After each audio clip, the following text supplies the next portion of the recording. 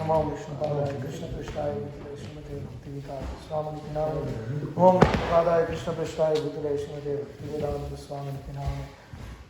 Namaste Saraswate Deve Gauravani Pracharine Nirvishesha Shunyavadi Paschatya Deshitarine Shri Krishna Chaitanya Prabhu Nityananda Shri Advaita Gadadhara Shivasadi Gaura Bhakta Vrinda.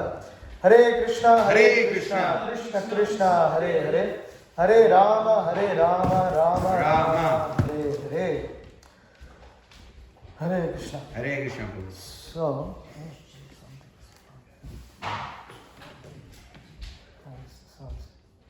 sensitive the camera.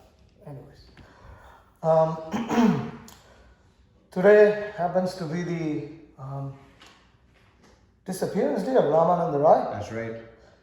So, Ramananda Rai is one of the principal associates of Sri Chaitanya Mahaprabhu, and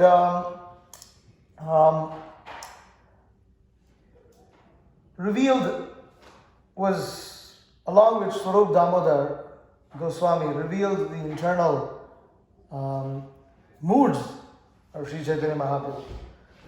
Srila Ramananda Rai is a very important acharya in our Sampradaya, and the Goswamis borrow heavily from his instructions, teachings and mood. So we offer our respects to him today. Srila Ramananda Rai ki jai. Okay, so continuing on our Gaudiya Vaishnava epistemology seminar, today will be the conclusion of it. We are going through the Vedas, and what did we see in the last class? Before we walking on the Vedas. How it's like How the Vedas are preserved. We saw this, how the Vedas are preserved. What else did we see? The 14 books of knowledge. We saw the 14 books of knowledge which constitute the Vedas. So, now there's one more section in the Vedas that we have to deal with before we arrive to the conclusion that Srimad Bhagavatam is the essence. So, the Pancharatra Agamas. So, when most of the Vedas, now the Vedas have occasionally got lost in the history of the universe. When do they get lost? Annihilation, when demons come. In the time of annihilation, they're lost. The demons come. Some demons steals the Vedas, then it's lost. and just over time. Over time, it's lost. Yoga Nashta Parantapa, Krishna states in Bhagavad Gita, how this knowledge is lost in course of time, especially in every Kali Yuga. It's lost, all the time it's lost. So, why are the Vedas?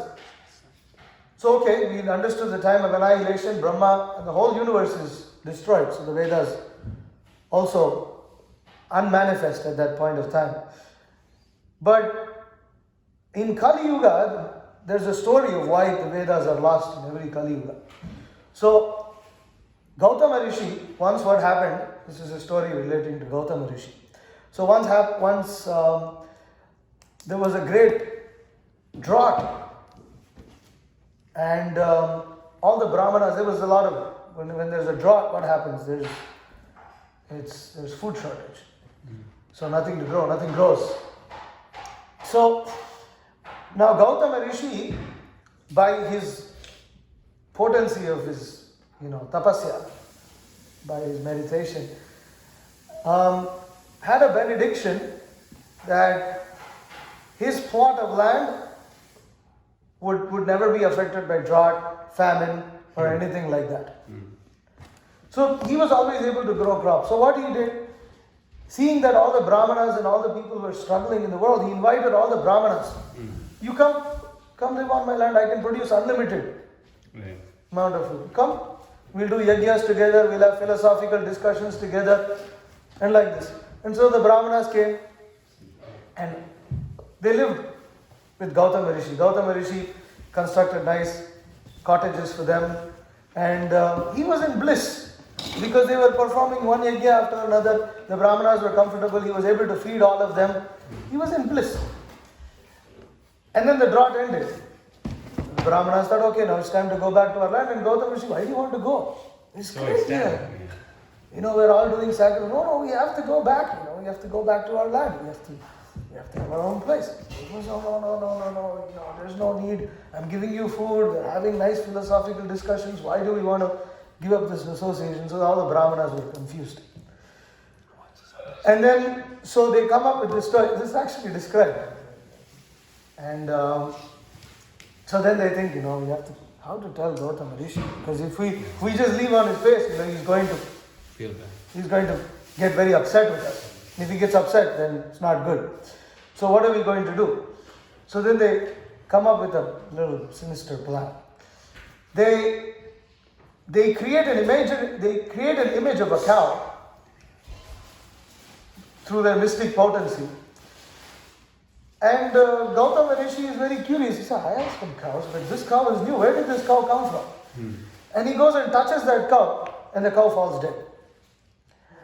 And then all the Brahmanas, you killed a cow? You killed a cow? This is extremely sinful. We can't live here anymore. This land is sinful. This place is sinful. You're sinful. Very sorry, we're leaving. And Gautama Rishi was extremely perturbed that he now killed a cow. And he couldn't understand what happened. He was like very disturbed. And then what happens is that I believe it is Narada. I forget, some personality comes and tells him. Or maybe, I'm not sure exactly who. I just saw he just goes into meditation. Well, there's that version also. That he goes into meditation and then he sees, so these Brahmanas created some imagery, some magic here, and created a cow that didn't exist and made me kill it also. So then he got really upset and then he cursed all the Brahmanas because what is dear to a Brahmana? The Vedas. That's what they learn. The knowledge aspect is very dear to Brahmana. And he curses all you Brahmanas because you acted in such a degrading manner, you will not be able to remember the Vedas anymore. The Vedas will be forgotten. But then if the Brahmanas forget the Vedas, then the Vedas are lost. So then the Saptarishis come down and then they beg Gautama, you can't do this, They say, nothing will go on if the Vedas are lost. So then Gautama Rishi, he says, okay, I'll reduce the curse to just the Kali Yuga. So therefore in Kali Yuga, the Brahmanas, they forget the Vedas. So this is the story. So how the Vedas are lost. Anyways, the Vedas are lost in other ways, like the demons. Sometimes the demons steal it. So in this way, once when the Vedas were lost, Srimad Narayana, he came to Brahma and he spoke the Vedas for 5 nights. And therefore that was referred to as the Pancharatra. Now, Narada first heard it. And he disseminated it to Lakshmi, to Shiva, to all these other people. He explained the Pancharatra. Therefore, the Pancharatras are referred to as Narada Pancharatra.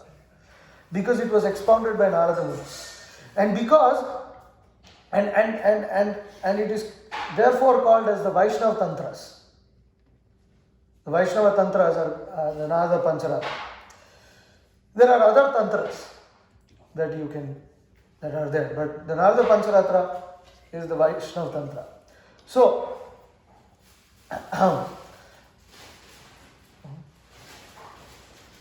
okay. Yeah. So, Pancharatra Agamas. So, what are Agamas? Agamas, there are 2 classifications, Nigama and Agama. Nigama constitutes the Vedas, the 4 Vedas, the Upanishads, the Puranas, these are all constitute the Nigama. Then you have the Agamas, which also are found in the Vedas and referred to in the Vedas. But the Agamas cover areas of worship, inclusive of construction of the temples, rules for installation and consecration of deities, methods of performing pujas in the temples, philosophy, recitation of mantras, worship involving yantras, shapes. In Vastu you might see different yantras are placed. Or in the yajna, when you do yajna, they draw a shape for the yajna. Bhakti Yoga, domestic rituals, samskaras, rules of varnashram, dharma, and how to perform festivals. In a particular festival. You want to celebrate Janmashtami. Oh, there should be this, there should be this, there should be this. Some things are mentioned. So these are all mentioned in the Agamas. So the Agama literature has many parallels to Vedic texts. What is the difference between the Vedic text and the Agamas? The Vedic texts expound the philosophy. They expound the methodology of chanting mantras. They explain poetry, analysis, astronomy, astrology, moral codes, all these kind of things, grammar, phonetics, all these things are explained in the Vedas. Plus, what else is explained in the Vedas? Yes. Karma Kanda section? No. What is... Knowledge of Supreme Absolute Truth. The knowledge of the Supreme Absolute Truth is explained. So, who is the Supreme Absolute Truth is expounded in the Vedas. Now, the difference between the Vedas is that they explain all this knowledge, but the Agamas put these into practice. They put the Vedas into practice. So the Agamas, the above subject in the Agamas are referred to, many of the above subjects are referred directly or indirectly, but without expounding on it. They are taken for granted. Like in the Vedas, it will just say, you draw this yantra before you do this sacrifice. You chant these mantras from this Veda when you are performing abhishek to the deities. So it just takes the mantras and it takes the philosophy. So basically, the Agamas are based on the philosophy of the Vedas. Therefore, they are not different from the Vedas because they are just a practice of the Vedas. So, the Pancharatra Agamas are referred to in the Taittiriya Samhita and the Sachapada Brahmana of the Yajur Veda. It's one where the Pancharatra Agamas are referred to. So, in Srimad Bhagavatam, Canto 4, Chapter 2, Text 28, it's stated, Bhavavrata dharayecha yechatam samanuvrataha pashandinaste bhavantu satchastra paripantinaha. One who takes a vow to satisfy Lord Shiva or who follows such principles will certainly become an atheist and be diverted from transcendental scriptural injunctions. Where does this appear? In the Bhagavatam. Daksha. Who is stating this? Bhrigu. Bhrigu is cursing the followers of the Daksha. Bhrigu is cursing followers of Shiva. And what is he cursing? He says, anyone who takes a vow to satisfy Lord Shiva will be diverted from transcendental scriptural injunctions. Prabhupada comments in the purport here. Because they become Mayavadis, right? Right, Prabhupada, but there's other. Yeah, and everything that is against Vaishnava principles is basically, some form tinged with Mayavad. So purport, it is sometimes seen that devotees of Lord Shiva imitate the characteristics of Lord Shiva. For example, Lord Shiva drank an ocean of poison. So some of the followers of Lord Shiva imitate him and try to take intoxicants like ganja. Here, the curse is that if someone follows such principles, he must become an infidel and turn against the principles of Vedic regulation. Which means if you take marijuana, you're not going to be a devotee. Not only that, it is said that such devotees of Lord Shiva will be Satchastra Pratipantinaha, which means opposed to the conclusion of Shastra or scripture. This is confirmed in the Padma Purana also. The reason I am stating this is, there are other Agama Shastras. What are? We saw the Vaishnava Agamas, which are? The Narada Pancharatra. The Narada Pancharatra forms the Vaishnava Agamas. But there are other Agamas. The other Agamas are, there are Shiva Agamas, Shakta Agamas. Shiva Agamas are for worshipping Lord Shiva, establishing temples of Lord Shiva. How to worship Lord Shiva. Then you have Shakta Agamas. Shakta Agamas are how to worship Durga. Shakti, Durga, Kali, Parvati, how to worship her. Then you have other Agamas, such as minor Agamas. These are the three major are Vishnu, Shiva and Shakti. But then you have some other minor Agamas, such as Ganapatyas, Ganesh worship. Ganesh. So, Prabhupada writes here, continuing in the purport, he says, Brigamuni cursed that persons who worship Lord Shiva would become followers of this Mayavada Asat Shastra, which attempts to establish that the Supreme Personality of Godhead is impersonal. Besides that, among the worshippers of Lord Shiva, there is a section who live a devilish life. Hey. Srimad Bhagavatam and Narada Pancharatra are authorized scriptures that are considered as Sat Shastra, or scriptures which lead one to the path of God realization. Asat Shastras are just the opposite.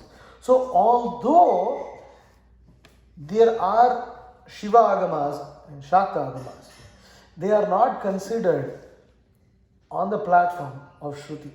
Whereas the Narada Pancharatra is considered on the platform of Shruti, Smriti and Purana. It's considered as on par with the Vedas. The reason being is that the Narada Pancharatra, as you can see here, Prabhupada is lumping it along with the Srimad Bhagavatam and calling it Shat Shastra. Now, what is another name for Srimad Bhagavatam is also known as the Amala Purana, which means the spotless Purana. And so the spotless Purana. Mute everyone also. Right, anyways. You have to mute him. I want to request all those who are watching online to kindly mute yourselves because I can hear something on the speaker. This is all echo. Yeah. Okay. So the Narada Pancharatra is lumped along with Srimad Bhagavatam, which makes it very important that it also forms a category of Shat Shastra. It is also Amala. Therefore, you will find among our practices that the Pancharatras, you will see more here. So, the Narada Pancharatra goes hand in hand with the Bhagavatam. It goes hand in hand with Srimad Bhagavatam. The Mayavadis reject the Pancharatras as being inferior to Jnana Kanda. They can also consider them equal to other demigod agamas. See, all the other demigod agamas, they talk about different types of worship. How to worship these different demigods and things like that. And obviously the Narada Pancharatra talks about worship of Vishnu, worship of Narayana, worship of Krishna. Actually, specifically, it is stated that it talks about worship of Krishna. That Vasudeva is said to be the source of everything. And then it talks about Aniruddha, Pradyumna and Shankarshana. First Shankarshana. From Vasudeva comes Shankarshana, then Aniruddha and Pradyumna. The Chaturvyuha expansion is explained. So our Acharyas comment that Vasudeva Krishna is none other than the Supreme Personality of Godhead Krishna. Although there is a form of Narayana known as Vasudeva, which is how the Sri Vaishnavas look at the Narada Pancharatra. So, anyways. Somebody's drawing on the... Yeah. Okay, anyways. Hare Krishna. Still have. Alright. So they reject it as being equal to the demigod agamas because they call it as upasana, it is worshipping. And they say, oh, knowledge of the Supreme Absolute Truth is beyond. Impersonal Brahman is beyond.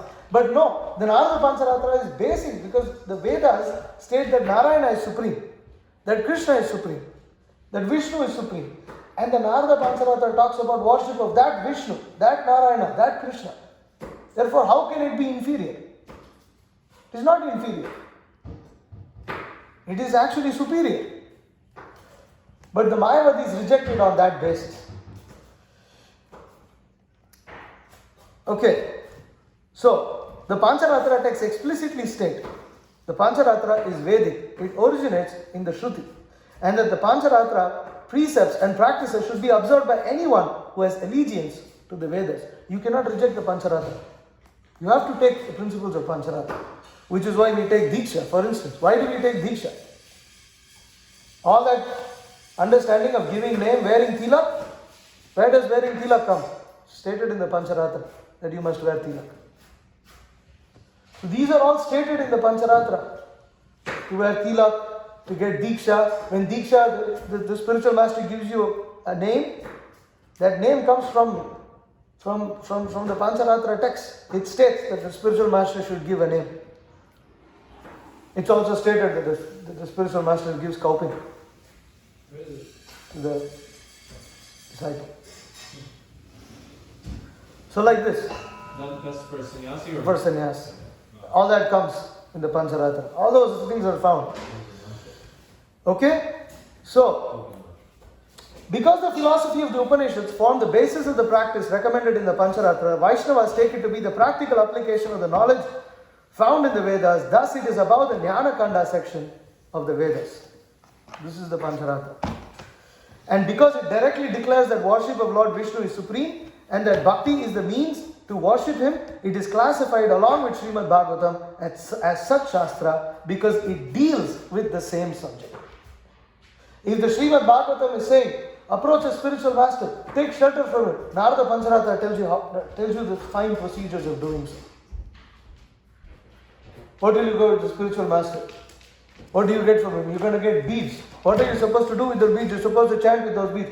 The Narada Pancharatra tells you, okay, you're going to get beads from a spiritual master and you're supposed to chant on. The Srimad Bhagavatam doesn't tell you anything about beads.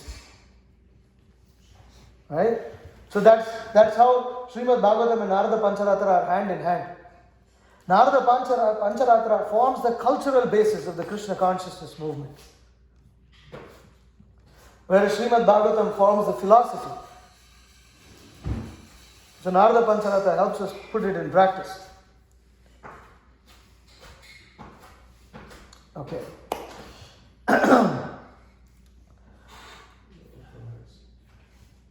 Now, Madhvacharya in his commentary to Mundaka Upanishad states, in Dwapara Yuga, Vishnu is exclusively worshipped according to the principles of the Pancharatra scripture.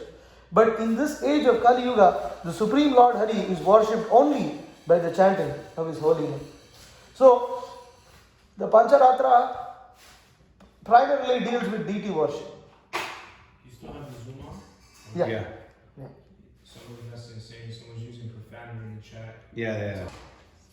So, Jiva Goswami in his Paramatma Sandarbha says that seeing the imperfect scriptures in the mode of passion and ignorance bring only a host of troubles, and also seeing that the original Vedas is very difficult to follow properly, and thus being very dissatisfied with both of these, the all-knowing scripture authors affirm the superiority of the Pancharatras, which describe the pure absolute truth, Narayana, and the worship of the Lord, which is very easy to perform.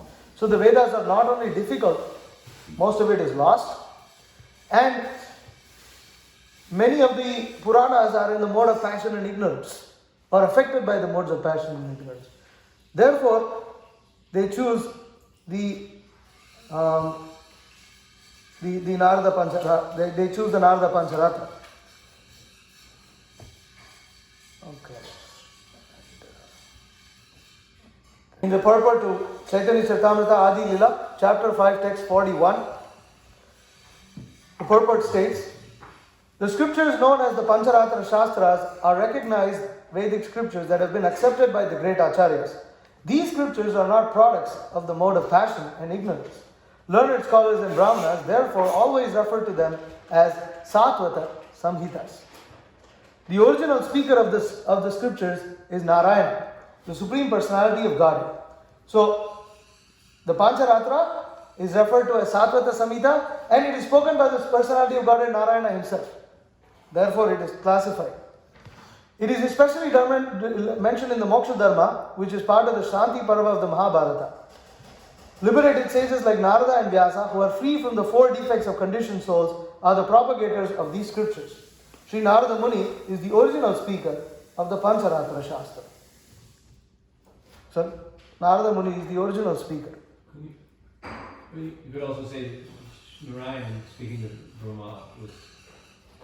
Yeah, but Narada was the one who disseminated it, so it's called Narada Pancharatra. And then Prabhupada continues, however, those who follow the Pancharatriki Vidhi under the guidance of a proper spiritual master can understand the absolute truth. It is said, Pancharatrasya Kritsnasya Vaktatu Bhagavan Swayam. The Pancharatra system is spoken by the Supreme Personality of Godhead just like Bhagavad Gita. So this is how the Pancharatra has, importance, carries importance. In a lecture on December 6, 1974, Srila Prabhupada states, a pure devotee, as it is instructed by Chaitanya Mahaprabhu, how to keep the position of pure devotee. There are many explanations. Rupa Goswami has also given the same idea in his Bhakti Rasamrita Sindhu. And Narada Muni, he has given the same idea in the Narada Pancharatra. And Bhagavan Sri Krishna has also given the same idea in the Bhagavad Gita. What are we deriving over here? That what is spoken in the Bhagavad Gita is the same that is spoken in the Narada Pancharatra. Same as spoken in Bhakti Rasamrita. Is the same thing that is being spoken in the Bhakti Rasamrita Sindhu. Why is Bhakti Rasamrita Sindhu? Because you see, Chaitanya Mahaprabhu instructed Sanatana Goswami to review all the Puranas and Pancharatras and come up with a text that would come with the practices of how Gaudiya Vaishnava should practice devotional service. What are the rules and regulations? So Sanatana Goswami, with the help of Gopal Bhatta Goswami, wrote Hari Bhakti Vilas. And Rupa Goswami from Hari Bhakti Vilas takes heavily borrows from Hari Bhakti Vilas and composes his Bhakti Rasamrita Sindhu. And therefore, Bhakti Rasamrita Sindhu for us is a condensed version of the Narada Pancharatra. Where, there Rupa Goswami gives so many rules and regulations. They're all taken from Pancharatra. Oh, you should not circumambulate in front of the deity. You should don't spin in front of the deity. It says, do not circumambulate in front of the deity. What are many other rules? Wear these colors in front of the deities. Don't wear these colors in front of the deity. Yeah, don't pass air. Don't speak profanity in front of the deities. Mm-hmm. So many things. There's so many rules and regulations. One should observe the festivals of festival days. So like this, there are different things that are stated. So in Bhakti Rasamrita Sindhu, the famous verse comes, Shruti Smriti Puranadi Pancharatri ki vidin vina Aikanti ki harair bhakti utpataya eva kalpate. Famous. Prabhupada used to quote this so many times. Where does that come? It comes in the Bhakti Rasamrita Sindhu, where Rupa Goswami puts Pancharatra along with Shruti, Smriti and Purana. He puts them all on the category, on one category. Devotional service of the Lord that ignores the authorized Vedic literatures like the Upanishads, Puranas and Narada Pancharatra is simply an unnecessary disturbance in society. Prabhupada writes in the purport to Srimad Bhagavatam 1.5.38, the transcendental form of eternal bliss and knowledge can be experienced by our original spiritual senses, which can be revived by the chanting of holy mantras or transcendental sound representations. Such sound should be received through the agency of the bona fide spiritual master, and the chanting may be practiced by the direction of the spiritual master. That will gradually lead us nearer to the Lord. This method of worship is recommended in the Pancharatrika system, which is both recognized and authorized. It is the Pancharatra that tells you have to receive the holy name from the spiritual master. Otherwise, you just hear glorification of the holy name, but how you should receive that holy name from the spiritual master? Diksha and Siksha. This process is all explained in the Pancharatras. Without the help of such codes, one cannot approach the Lord. Without Pancharatra, you cannot approach the Lord. Certainly not by dry philosophical speculation. So simply by reading the Upanishads, you are not going to achieve anything. You have to put things in practice. Which means the Pancharatras enable the culture of surrendering. Sharanagati, the process of Sharanagati. Krishna says in Bhagavad Gita, what does he say? Sharanagati. Sarvadharman paritijya mamekam saranam vraja. Aham tam sarva papebhyo mokshayishyami vasucha. Give up all types of religion and surrender unto me. What is that surrender? How do you surrender? That is explained in Pancharatra. That is explained in Pancharatra. So, therefore, Prabhupada writes, the Pancharatra system is both practical and suitable for this age of quarrel. The Pancharatra is more suitable than the Vedanta for this modern age. 4.13.3 Srimad Bhagavatam, purport. There are two different ways of approaching the Supreme Lord. One is called Bhagavata Marg, or the way of Srimad Bhagavatam. And the other is called Pancharatrika Vidhi. Pancharatrika Vidhi is the method of temple worship, and Bhagavata Vidhi is the system of the 9 processes which begin with hearing and chanting. The Krishna consciousness movement accepts both processes simultaneously and thus enables one to make steady progress on the path of realization of the Supreme Personality of God. So we cannot reject. We cannot reject the Pancharatrika system. We accept both. So we have 4 sources of knowledge. What are they? Prasthanatrayi, Prasthanatraya, and the Pancharatra. So what is the Prasthanatraya? Shruti, Smriti, Shruti, Smriti and Nyaya. And Pancharatra. So what is the Gaudiya Vaishnava understanding of this? Shruti is Bhagavad Gita. Shruti Prasthan is Bhagavad Gita. Smriti is Chaitanya Charitamrita. Nyaya is Srimad Bhagavatam. Smriti is Chaitanya Charitamrita. Smriti Prasthan is Chaitanya Charitamrita. That is Narada. Narada Pancharatra is Bhakti Rasamrita Sindhu, which is also known as the nectar of devotion. Why is Srimad Bhagavatam Nyaya? Why is Bhagavad Gita Shruti? Because Krishna himself spoke. Because Krishna himself spoke it. He summarizes everything in the Vedas, puts it all into codes. The Srimad Bhagavad Gita, in the text of the Bhagavad Gita, it is found at the end of every chapter. Atha Pratamodhyayaha. Sorry. What is it? Om Tat Saditi Srimad Bhagavad Gita Su Upanishadsu Brahma Vidyayam Yoga Shastre. See how many definitions are given. This is given in the Bhagavad Gita. It is said, Om Tat Saditi. This is Tat Sat. This is Sat Shastra. Sat. Om Tat Sat Iti. Srimad Bhagavad Gita Su. This is Bhagavad Gita. Upanishadsu. This is the essence of the Upanishads. Upanishadsu, Brahma Vidyayam. It is the Brahma Vidya that is found in Upanishads. It is the Brahma Vidya that is the supreme absolute truth that is found in the Upanishads. Upanishads, Brahma Vidyayam. Yoga Shastra. It is also Yoga Shastra. It is the method of linking ourselves with the Supreme Personality of God. Yoga Shastra. Shri Krishna Arjuna Samvade, then the chapter name. Arjuna Vishala Yogo Nama Pratamodhyayaha. So like this, the Bhagavad Gita is Shruti Prasthan. Then Nyaya Prasthan, Srimad Bhagavatam. Why? So you can logically understand it's commentary on the... It is the commentary on Vedanta on the Vedanta Sutra. It is nothing but the Vedanta Sutra. It is Vyasadev's own commentary on the Vedanta Sutra. Janmadhyasya yataha. Therefore, it starts with the first aphorism of the Vedanta Sutra. Janmadhyasya yataha. So that is Nyaya Prasthan. Smriti Prasthan. Why is Chaitanya Charitamrita Smriti Prasthan? It's remembered. It's the pastime of Sri Chaitanya Mahaprabhu. It's like the remembered. Puranas of Lord Something Chaitanya. that's remembered. It's told from the memory of was it? It's remembered. Right. It is remembered. It is revealed. It is revealed text. We explained how the Smriti is based on Shruti. There is no difference between Smriti and Shruti and Nyaya. But Smriti appears at some point. So just like the Chaitanya Charitamrita, it appeared. Krishnadas Kaviraj Goswami, he was inspired to explain the pastimes of Chaitanya Mahaprabhu and the philosophy of Sri Chaitanya Mahaprabhu.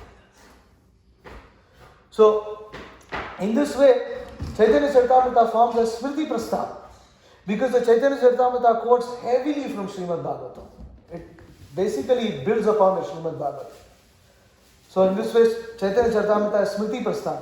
And Narada Pancharatra, as we just discussed, is condensed in the Bhakti Rasamrita Sindhu, which Srila Prabhupada has summarized in his Nectar of Devotion. Therefore, Srila Prabhupada writes in Madhya Lila, Chaitanya Charitamrita, chapter 22, text 118, in our Krishna consciousness movement, we have therefore limited study of Vedic literatures to Bhagavad Gita, Srimad Bhagavatam, Chaitanya Charitamrita and Bhakti Rasamrita Sindhu. These 4 works are sufficient for preaching purposes. They are adequate for the understanding of the philosophy and the spreading of missionary activities all over the world. There is a reason why Srila Prabhupada chose these 4 books. He is writing this in Chaitanya Charitamrita Madhya Lila. This is in 1974. No, is it? 1970? 1975 and 1976. Right, so 75, okay. He started in the end of 1974 and then 1975, something. Anyways, mid 1970s, memory fails me. When he has already printed so many other books. Right? Like the Isha Upanishad. It was already published at that time. He doesn't mention it. Why? this is Srila Prabhupada referring to these 4 sources of knowledge. Upanishad could also be counted as. It is. But there is a reason why he's. But you see, Bhagavad Gita already summarizes what's said in the Upanishad. Yeah. Sure, we go to the Upanishad because Prabhupada commented on it, so we will study it. And this seminar is basically going through the introduction of the Upanishad. But we should understand when Srila Prabhupada is stating, see how amazing Srila Prabhupada is. Every word he speaks is in line with Shruti. Every word he speaks is in line with Smriti. He's a pure devotee. Whatever he speaks is nothing but the emanation, is nothing but the breathing of the Supreme Personality of Godhead, Sriman Narayana. It is Krishna. Krishna is writing. Prabhupada saying Krishna wrote, Krishna is writing, Krishna dictates and I am writing. This you see. You see how everything falls in line. It's amazing. Prabhupada is an empowered Acharya. His books are amazing. And therefore, these 4 books must always be studied. It's not that now I've read Srila Prabhupada's books, now I'm going to the Acharyas, now I'm going to read, only esoteric subjects that the Goswamis have written. No, these 4 texts form the basis of everything. These 4 texts must be read repeatedly and thoroughly by anyone who wants to be Krishna conscious, following in the line of Srila Prabhupada. The other texts, whatever it may be, the Goswami literatures and all this, when we approach them, they have to be approached with reference to these 4 texts. Without reference to these 4 texts, you cannot understand anything. So,